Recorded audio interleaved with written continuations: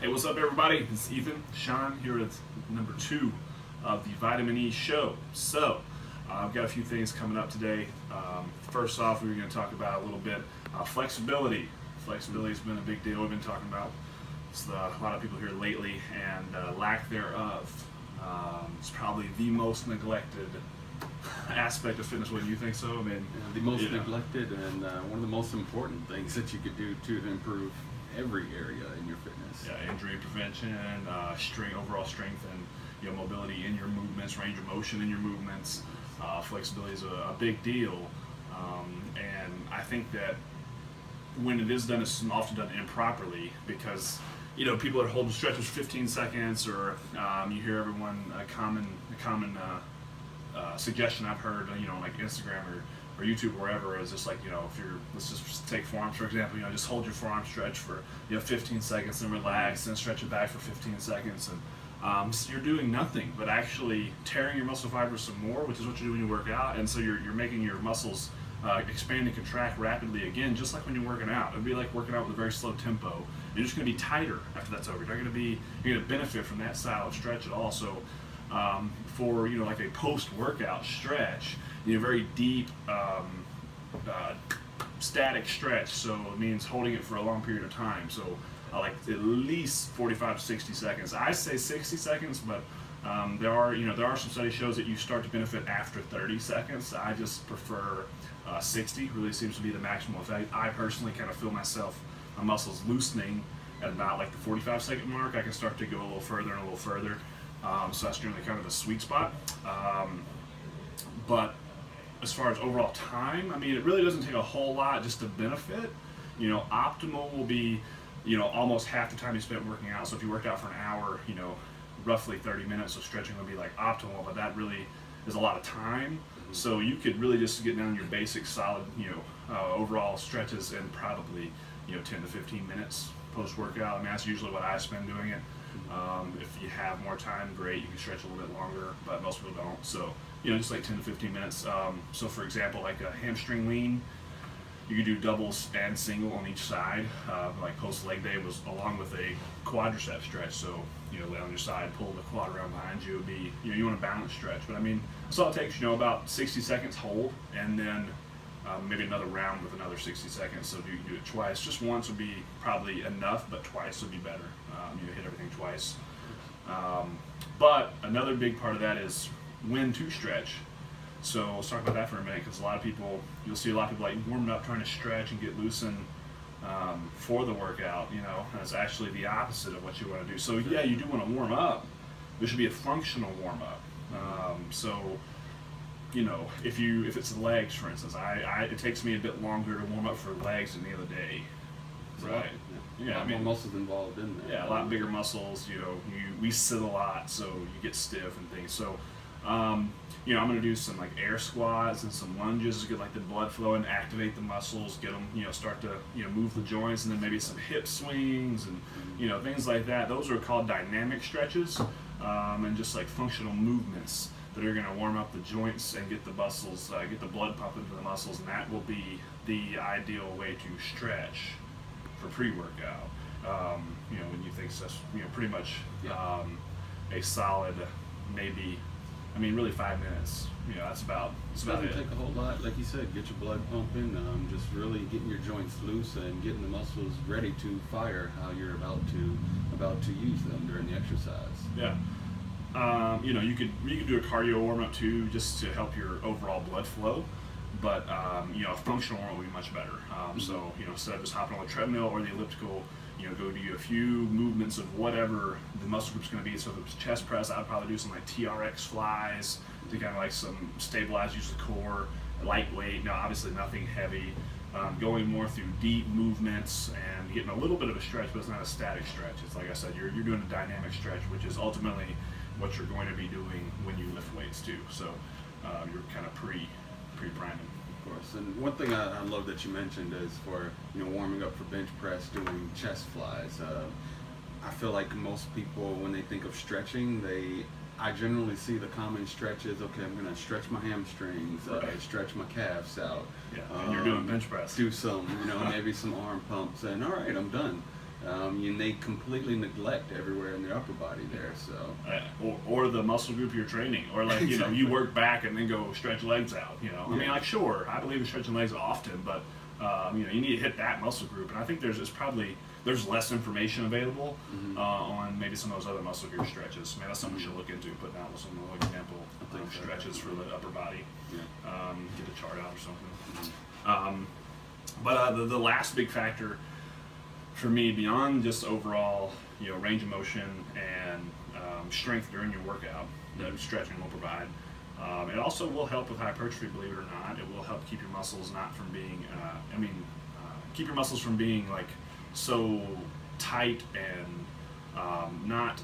You want to have full muscle length. You know what I'm saying? You don't want a choppy appearance or a knotty appearance. NOT, KNOT, but it will help with overall your aesthetic look for the muscles. So I mean that's good, and those are all great. But the main thing for me would be injury prevention and like longevity of health.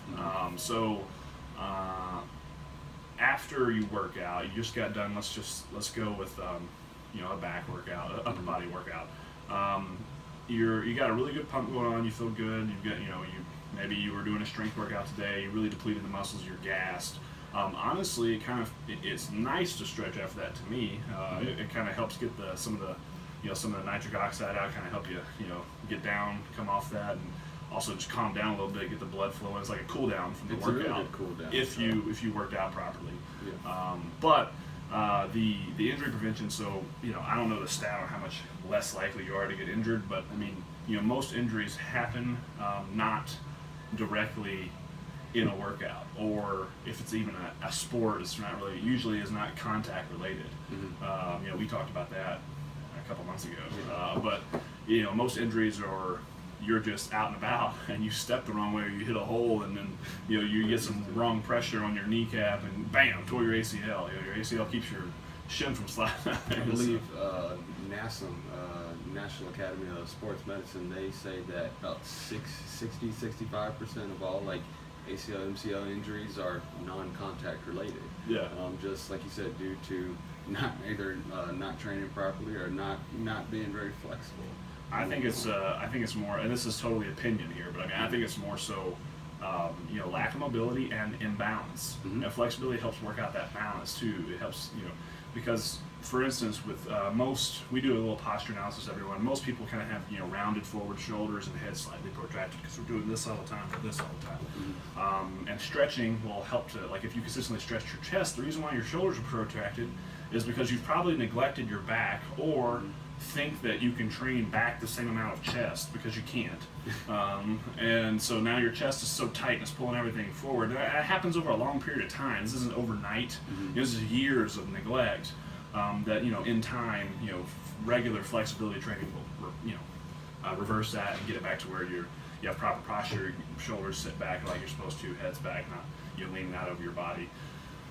Another common one is the craze of everybody wanting a six-pack, full on six-pack and just doing core all day long, crunches, and never doing anything else. That's going to tighten up your core, which kind of tucks your pelvis forward, which is going to pull into your lower back and start to strain those muscles there. So you have to remember your body is one big kinetic chain. So as you have something wrong in one area that's pulling on to some muscles or affecting the joints surrounding it, which is going to affect everything else.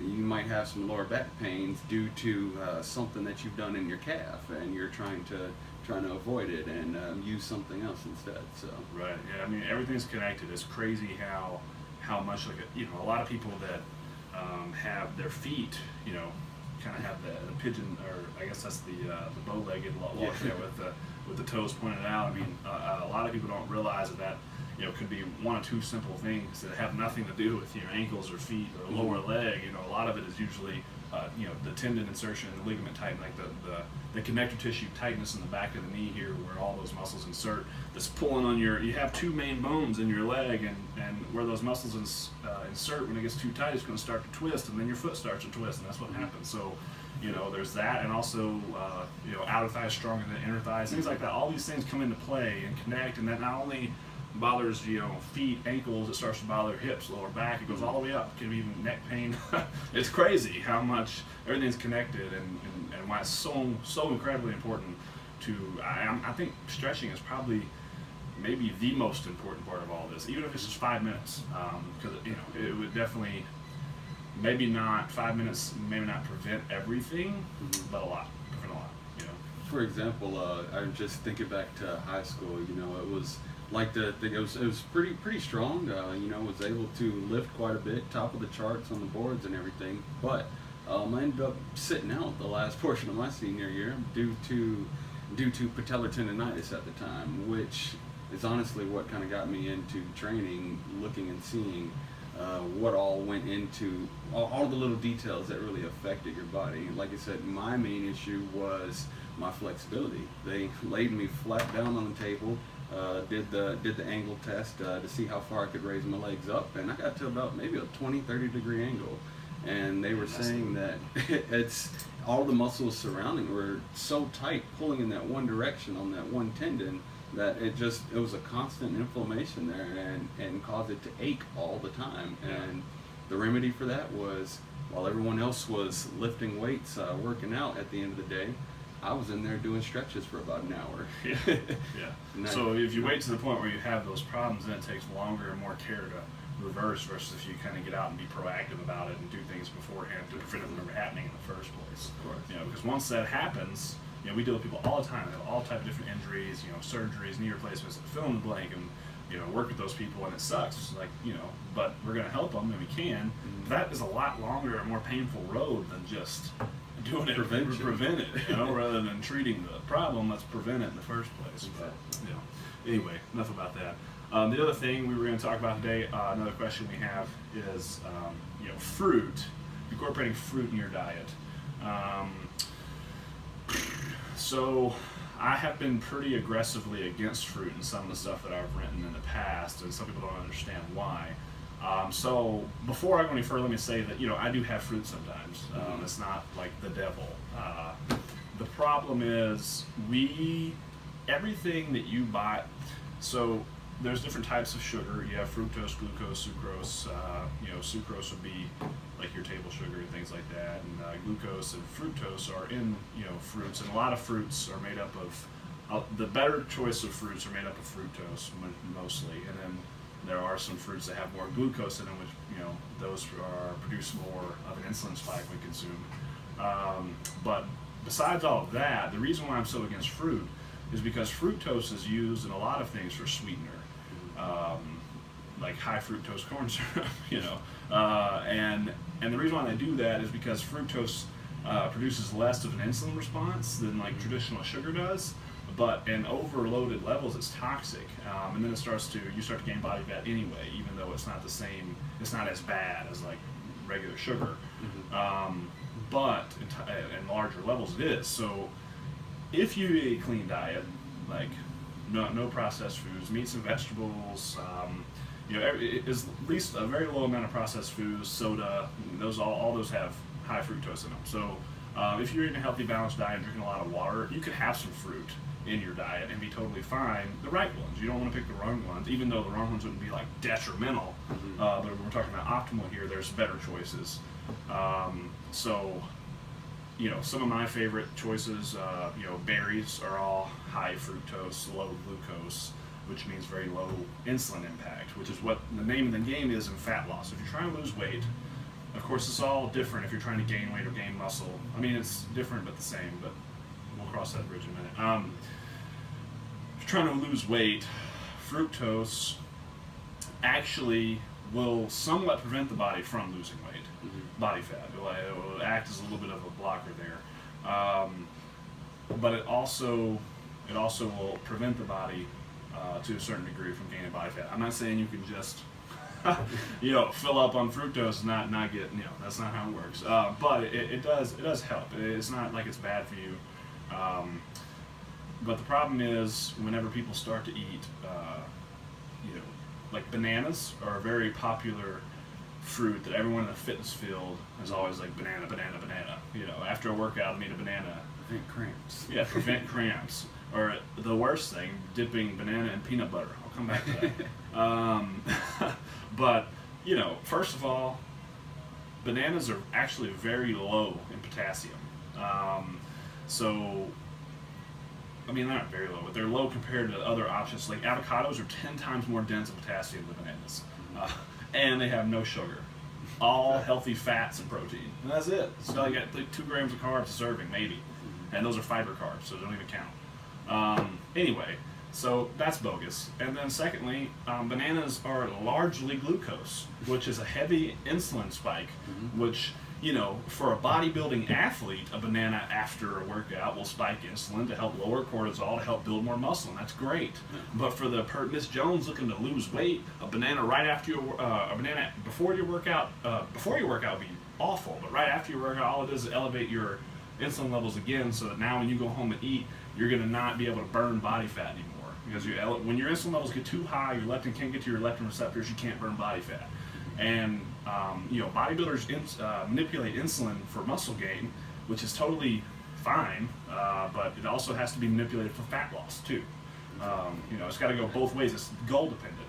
I think that's the biggest thing to pull from this is depending on your specific goals. Like one of the most common things I hear when I ask people coming into the gym, just like, hey, have you started working on your nutrition at all? You're like, oh yeah, I eat tons of fruits and vegetables.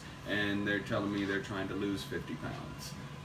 You know, the vegetables, great, like you're getting on the right track, but you know, like you just said, like for that particular goal of trying to lose fat, that's not the way to do it.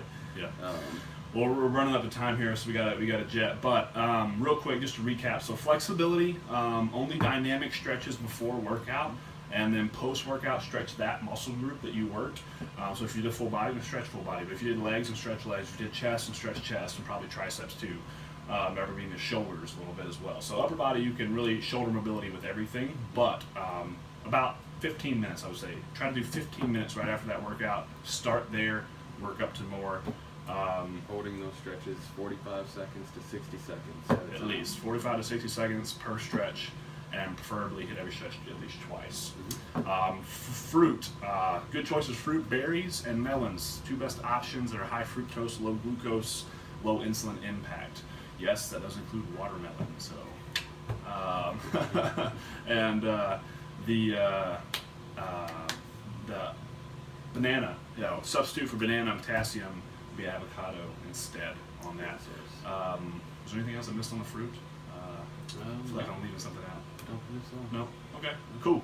Well, berries, melons on your fruit. Stretch 5 minutes before, warm up, dynamic functional movements, 15 minutes after that muscle group. And yeah, guys, hope you enjoyed, and we'll see you next week.